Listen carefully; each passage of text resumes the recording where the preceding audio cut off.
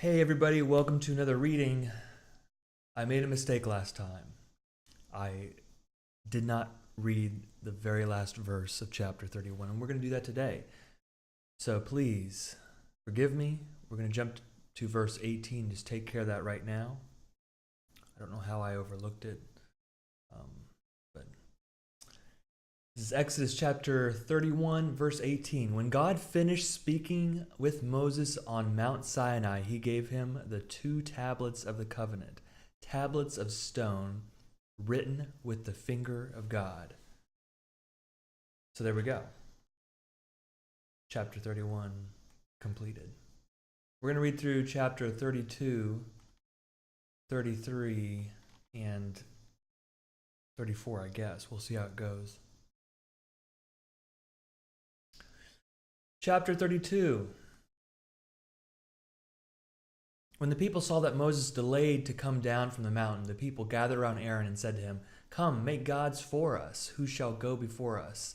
As for this Moses, the man who brought us up out of the land of Egypt, we do not know what has happened of him, or what has become of him."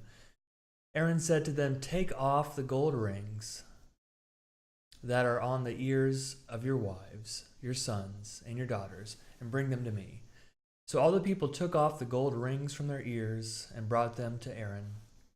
He took the gold from them, formed it in a mold, and cast an image of a calf. And they said, "These are your gods, O Israel, who brought you up out of the land of Egypt." When Aaron saw this, he built an altar before it, and Aaron made proclamation and said, "Tomorrow shall be a festival to the Lord."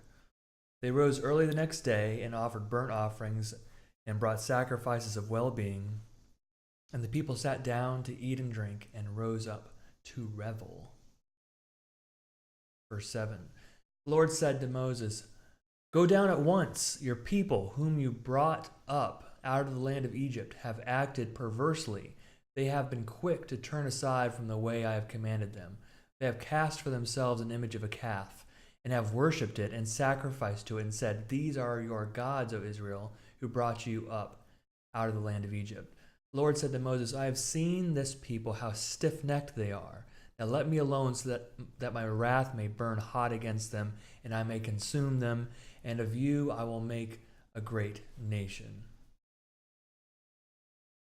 Verse 11. But Moses implored the Lord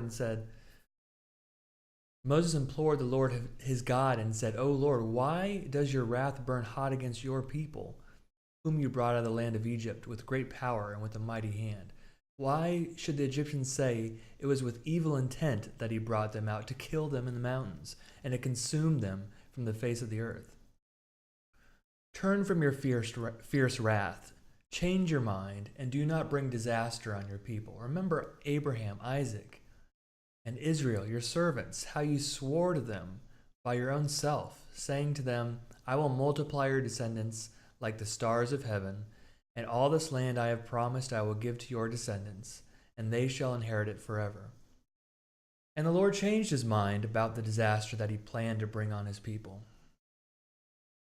Then Moses turned and went down from the mountain, carrying the 2 tablets of the covenant in his hands, tablets that were written on both sides, written on the front and on the back. The tablets were the work of God, and the writing was the writing of God engraved upon the tablets. When Joshua heard the noise of the people as they shouted, he said to Moses, 'There is a noise of war in the camp.' But he said, 'It is not the sound made by victors, or the sound made by losers. It is the sound of revelers that I hear.'" Verse 19. As soon as he came near the camp and saw the calf and the dancing, Moses' anger burned hot, and he threw the tablets from his hands and broke them at the foot of the mountain. He took the calf that they had made, burned it with fire, ground it to a powder, scattered it on the water, and made the Israelites drink it. Moses said to Aaron, What did this people do to you, that you have brought so great a sin upon them?" And Aaron said, "Do not let the anger of my Lord burn hot. You know the people, that they are bent on evil. They said to me, 'Make us gods who shall go before us? As for this Moses, the man who brought us up out of the land of Egypt, we do not know what has become of him. So I said to them, whoever has gold, take it off. So they gave it to me, and I threw it in the fire. And out came this calf. Great job, Aaron. Great. High priest, good work. Nice going.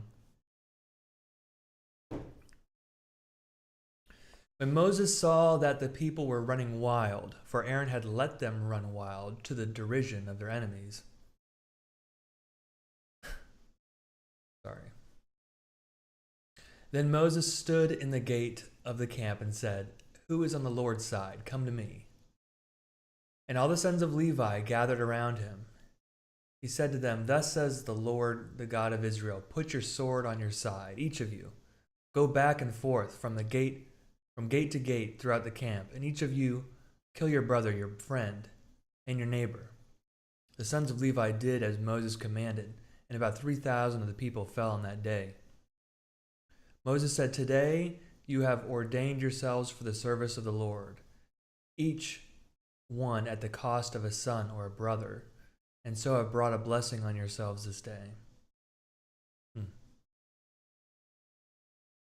On the next day, Moses said to the people, you have sinned a great sin, but now I will go up to the Lord. Perhaps I can make atonement for your sin.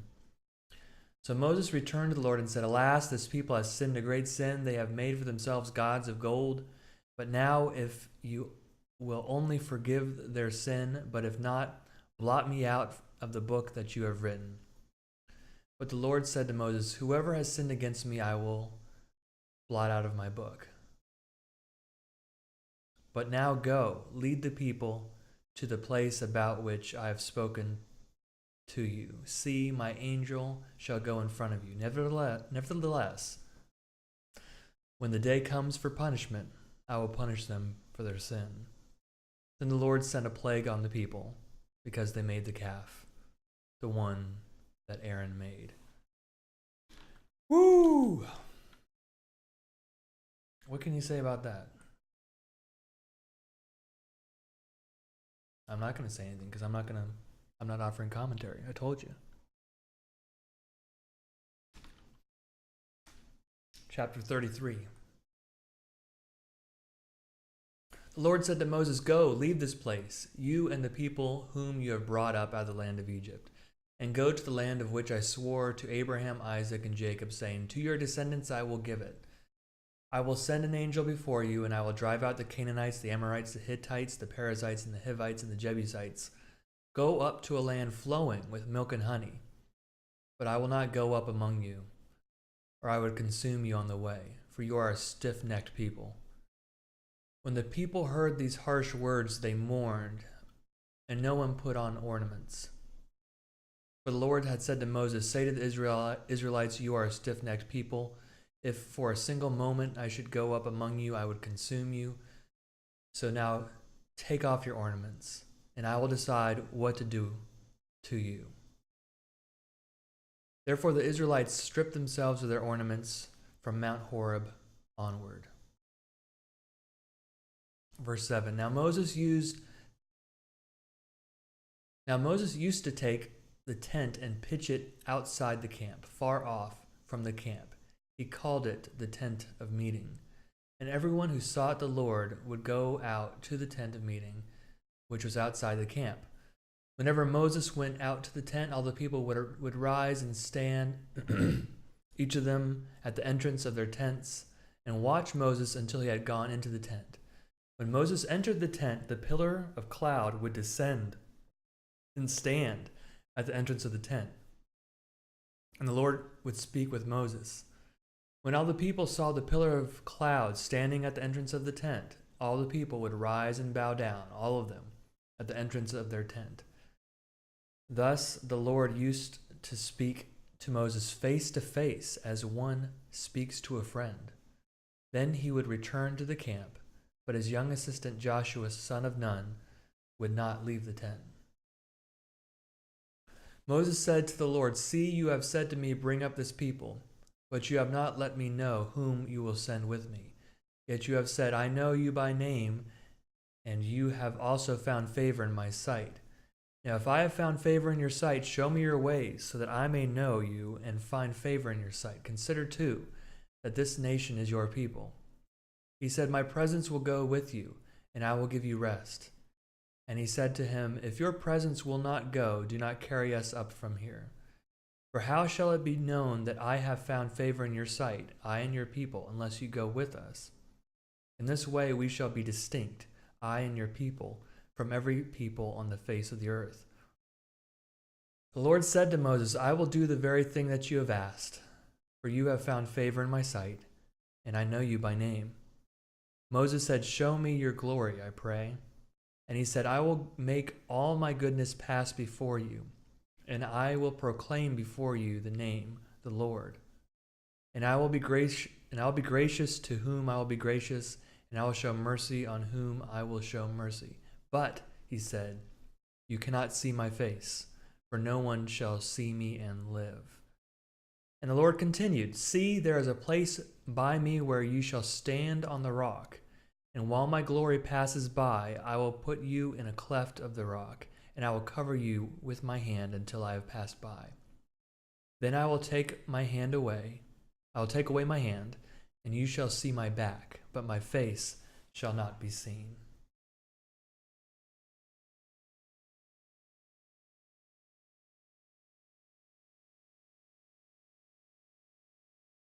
Chapter 34.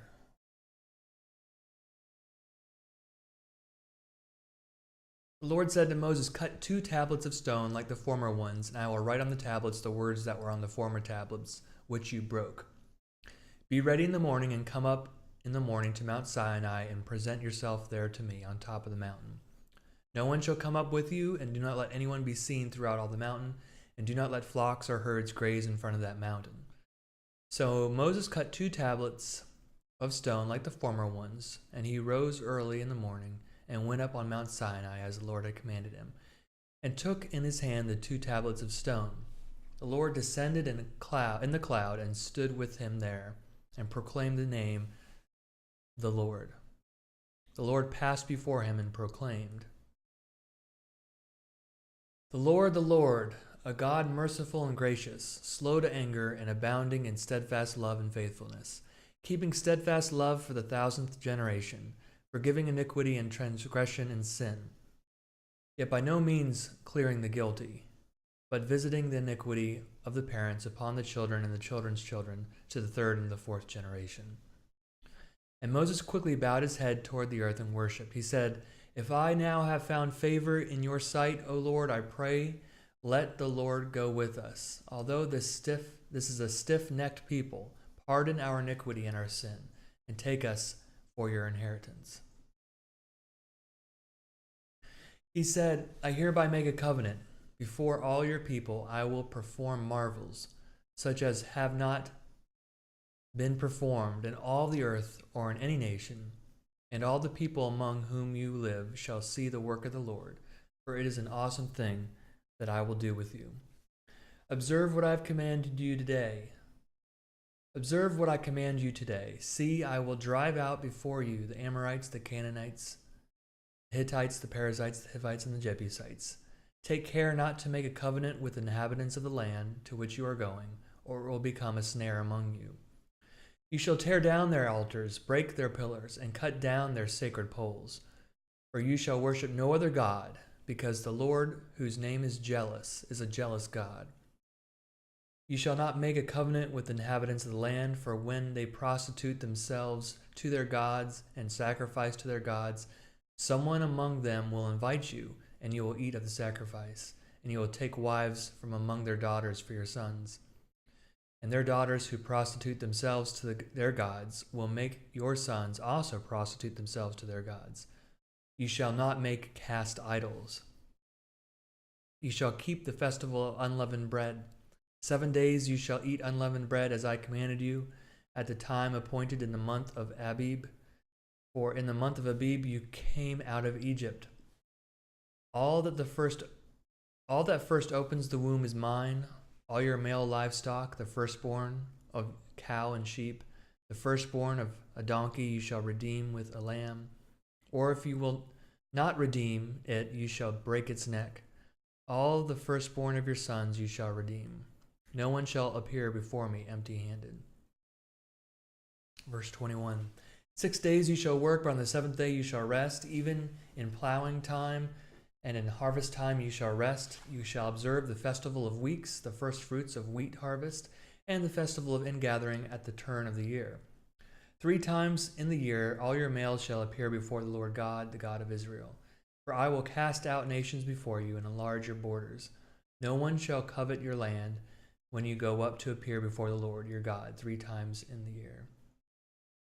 You shall not offer the blood of my sacrifice with leaven, and the sacrifice of the festival of the Passover shall not be left until the morning. The best of the first fruits of your ground you shall bring to the house of the Lord your God. You shall not boil a kid in its mother's milk. The Lord said to Moses, write these words. In accordance with these words I have made a covenant with you and with Israel. He was there with the Lord 40 days and 40 nights. He neither ate bread nor drank water. And he wrote on the tablets the words of the covenant, the 10 Commandments. Moses came down from Mount Sinai. As he came down from the mountain with the 2 tablets of the covenant in his hand, Moses did not know that the skin of his face shone, because he had been talking with God. When Aaron and all the Israelites saw Moses, the skin of his face was shining, and they were afraid to come near him. But Moses called to them, and Aaron and all the leaders of the congregation returned to him, and Moses spoke with them. Afterward, all the Israelites came near, and he gave them in commandment all that the Lord had spoken with him on Mount Sinai. When Moses had finished speaking with them, he put a veil on his face. But whenever Moses went in before the Lord to speak with him, he would take the veil off until he came out. And when he came out and told the Israelites what had been commanded, the Israelites would see the face of Moses, that the skin of his face was shining, and Moses would put the veil on his face again until he went in to speak with them. That's it for today. Thanks for joining me. We're continuing our journey through Exodus. Next up is chapter 35. More Sabbath regulations. I'm just jumping ahead here, and tabernacle offerings. So interesting stuff. All right, thanks again. Have a wonderful evening. See you next time.